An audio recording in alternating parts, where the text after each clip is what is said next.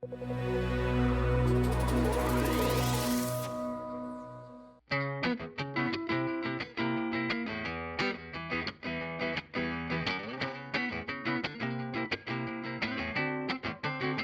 welcome. If you look at the Blaze website, it has your bio and it says that you're a physicist turned bicyclist turned entrepreneur. That's an unusual trajectory. I went and did a year of physics at Oxford and I could do it, but it was very high level maths, it was very intangible, it's very dry. I mean, is there for you anything that connects those two worlds? Definitely.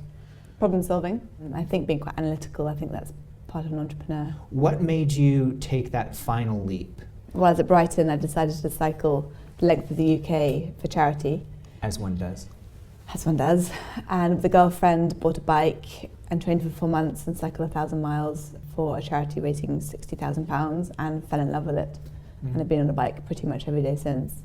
The countryside was wonderful and relaxing, but the cities were downright stressful and dangerous. I actually used to cycle from central London near Regent's Park to Canary Wharf on a daily basis, and you sadly feel like you're taking your life in your hands at times.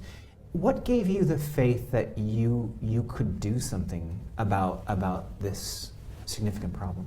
I wanted to tackle the biggest problem for city cyclists. And there's one stat that really stuck out, which is that 79% of cyclists that are hit are going straight ahead and somebody else turns into them.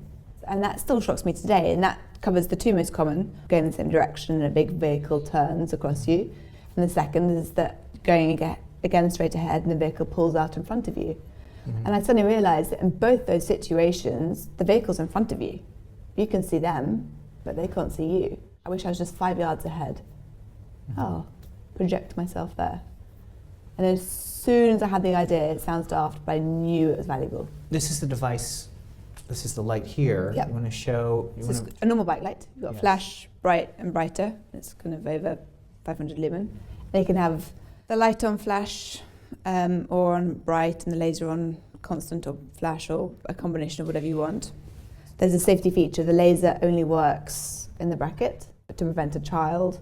Got a child lock. Interesting. So it only works in its bracket. And if people have a light that they really like, then you can just have the laser as a supplement. You raised your funding for the first version of this through Kickstarter. Yeah.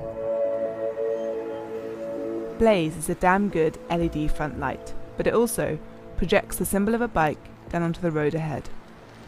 It tackles one of the biggest causes of cyclist fatalities, being caught in the blind spot.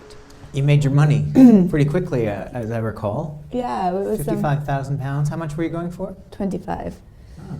I was saying earlier, I was chatting to a friend, it was a month Kickstarter launched in the UK. Americans weren't backing outside the dollar. They hadn't really seen it be outside of America yet. And the British did not know what Kickstarter was. I think you got some attention partly because you were one of the early Kickstarter projects. Yeah. Right? It was great. And I thoroughly recommend it. It's your MVP as a hardware company. Well, having proved myself, I could then go and have conversations with investors and retailers and manufacturers and everybody else. And you seem to be doing amazingly well. I mean, you certainly get in the media a bit. We get a lot of press. We Yeah. have not paid a penny on PR or done any outreach, Yeah. which I will be ever grateful You know, for. I work in PR now, so I'm not sure I'd advise that. But for the record, what do you put that down to? Cycle safety is something people really care about. It is a huge problem, and people want to talk about. We're kind of memorable. I mean, having a single female founder certainly makes you memorable. Yeah. And how old are you now? 27? 29. 29. Oops, sorry. Getting up there. Happy. But you're also building a hardware company in a world where most people, when they talk about the tech sector, they tend to refer to software, apps, things like that. Did you ever feel like you're going against the grain? Yeah. Hardware is hard. What happened was we had a position where I could have delivered something sooner rather than later to the Kickstarter backers. And I either delivered something made in the UK, which is CNC'd, so the casing is going to be individually CNC'd by hand, which is that prototype, or shift things to China later in the year, which we would be doing anyway for the retail option.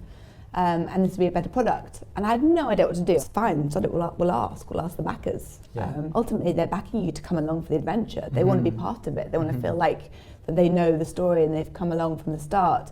And so involve them and be as honest. If something is kind of not going to plan and burying your head in the sand is the worst thing you can do. Thanks to Emily Brooke.